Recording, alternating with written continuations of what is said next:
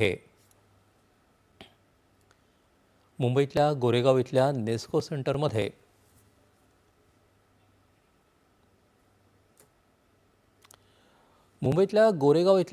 सेंटरमध्ये शनिवारी आयोजित करण्यात आलेल्या एका लाईव्ह म्युझिक कॉन्सर्टमध्ये अत्यंत धक्कादायक घटना घडली आहे. कथित अंमली पदार्थांच्या ओव्हरडोसमुळे 2 जणांचा मृत्यू झाला. या प्रकरणी गुन्हा दाखल करण्यात आला असून 6 जणांना अटक करण्यात आली आहे, अशी माहिती पोलिसांनी दिली.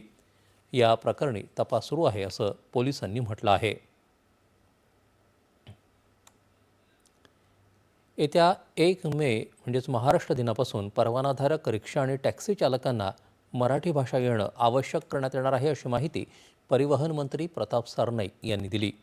याबाबत मोटर परिवहन विभागाच्या 59 प्रादेशिक आणि उपप्रादेशिक कार्यालयांमार्फत परवाना तपासणी मोहीम राबवण्यात येणार असून संबंधित चालकांना मराठी लिहिता आणि वाचता येतं का याची पडताळणी केली जाणार आहे. मराठी भाषेचं ज्ञान नसलेल्या चालकांचे परवाने रद्द करण्यात येतील, अशी माहिती सरनाईक यांनी दिली आहे. ज्या प्रदेशात आपण राहतो त्या प्रदेशाची भाषा व्यवसायासाठी शिकणं हे प्रत्येकाचं कर्तव्य आहे. आपल्या मातृभाषेचा अभिमान असणं जितकं आवश्यक आहे तितकंच इतर राज्यात व्यवसाय करताना त्या राज्याच्या भाषेचा आदर करणंही महत्त्वाचं आहे, असं ते म्हणाले. आज राष्ट्रीय अग्निशमन सेवा दिन आहे. यानिमित्त आज